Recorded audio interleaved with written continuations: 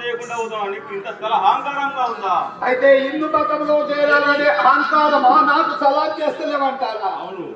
అటు కాదు వినోమా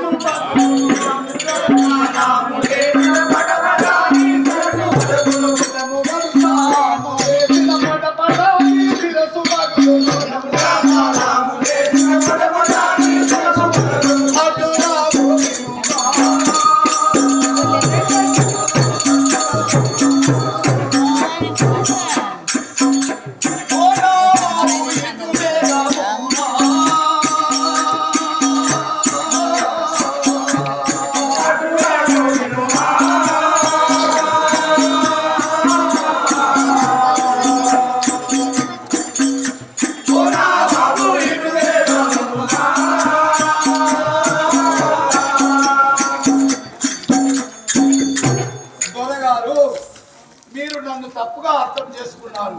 మీకు సలాం చేయకూడదని కాదు, కానీ నా యొక్క నమస్కారము నా గురు సార్వభౌములకు తప్ప ఇతరులకు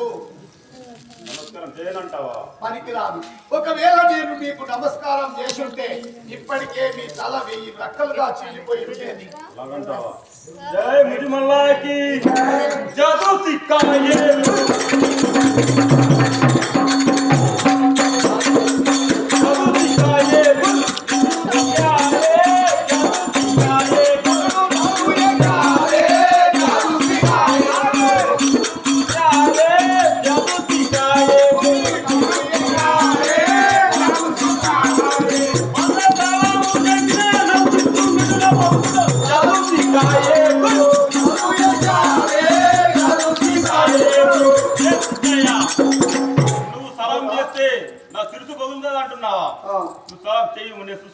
అయితే మీ గురువు వీరబ్రహ్మేంద్ర స్వాములు వారు ఏమైనా మంత్రాలు నేర్పినారా?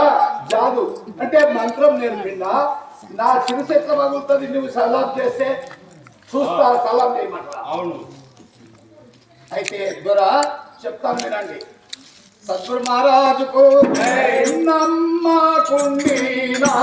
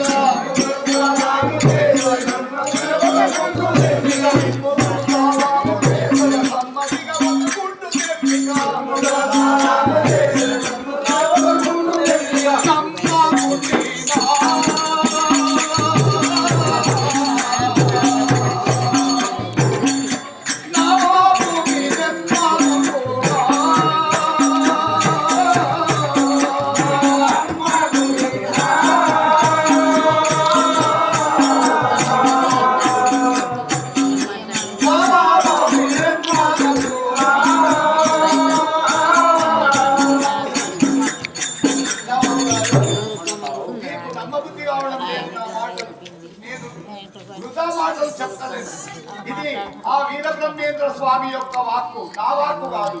అయితే మీ మనసులో నమ్మకం కుదరకపోతే ఒక పెద్ద రాతి బండను తెప్పించండి. ఆ రాతి బండకు నేను సలాం చేస్తాను.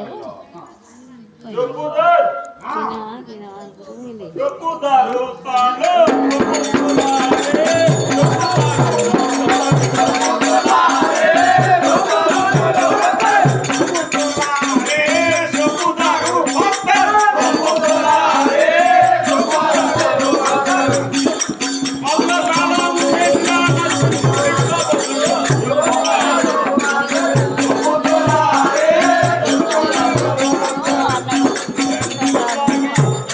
చెప్తారు ఆ యొక్క సిద్ధయ్య ఆ యొక్క గుండురావుకు సలామిస్తే నల్ల రాతి గుండు తీసుకొస్తే దానికి నమస్కరిస్తా అప్పుడు నీకు అర్థమవుతుంది. కానీ నీకు సవాల్ చేస్తే నీ సిద్ధు పడితే నాకేమి దోష పడుతుంది ఏమంటుంది కదా. అవును ఇప్పుడు ఏమన్నా వెళ్ళి ఆ పక్కన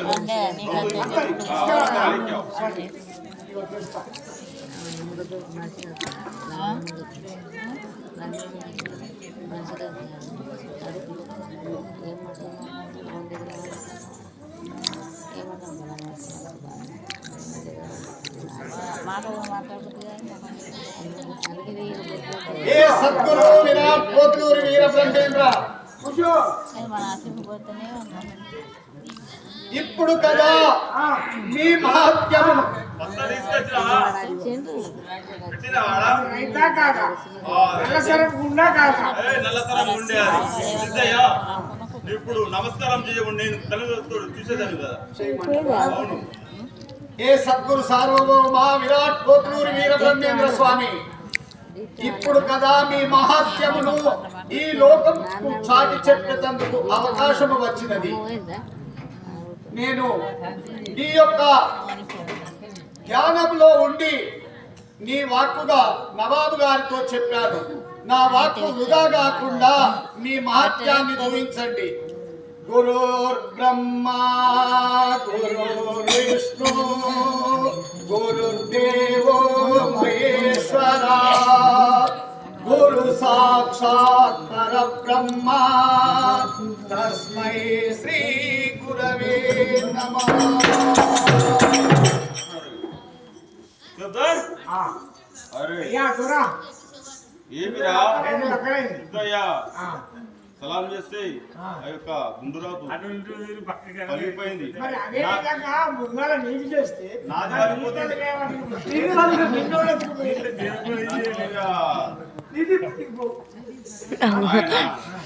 నీదే పలిగిపో తెలియక నీదేదో మాటలు ఏదో అన్నాడు. సామాన్య మానవులను కానీ సాక్షాత్ భగవస్వరూపుడు ఆయన కూడా ఇప్పుడు ఆయన దగ్గరికి పోయి మనము వేడుకోవాలి. అంతేనా సిద్ధయ్య స్వామి నవాబ్ గారు రమ్ము నీకే ఇంత విద్యా బోధ ఉన్నానంటే నీ యొక్క గురువుకు ఇంకా ఇంత సామాన్యుడు కాదు నాయన. నీతోటి ఒక్కసారి నీ గురువు దగ్గరికి తీసుకెళ్తే నేను వస్తాను నాయన. అయితే హిందూ మతంలో ఇంత మహత్తరమైనటువంటి శక్తి ఉన్నదనే సంగతి నేను ఇప్పటి వరకు నమ్మలేదు, తెలుసుకోలేదు. ఇప్పుడు నీ ద్వారా అది నాకు ప్రస్ఫుటమైనది, అంటే తెలిసినది. కాబట్టి నేను కూడా ఈ దొరతనం వద్దు, ఈ యొక్క రాజ్యం వద్దు, ఈ రాజరికము నాకు వద్దు. నేను కూడా ఆ విరాట్ పోతులూరి వీర బ్రహ్మేంద్ర స్వామి దగ్గర ఉపదేశము పొంది నా జన్మ సార్థకం చేసుకుంటాను అంటున్నాను. స్వామి, అందరము సాధువులమైతే మరి పోషించే వారెవరు? రాజ్య పాలకులు కూడా కావాలి. రాజ్యాన్ని సంరక్షించడానికి రాజులు ఉండవలసిందే. అయితే మా గురువు గారు ఏం చెప్పిండంటే, సిద్ధా నువ్వు ముందు వెళ్ళు, ఆ తర్వాత నేను కూడా నవాబు గారి దగ్గరికి వస్తానని చెప్పిండు. కాబట్టి గురువు గారు వచ్చేదాకా మనము విశ్రాంతి తీసుకుందాం పద. జయ భుజమల్లాకి జయ జయ గురవే జయ సద్గురవే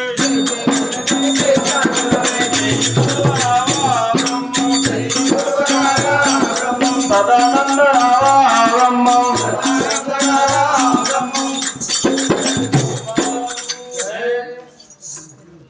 అయితే ఇక్కడ నవాబు గారు కూడా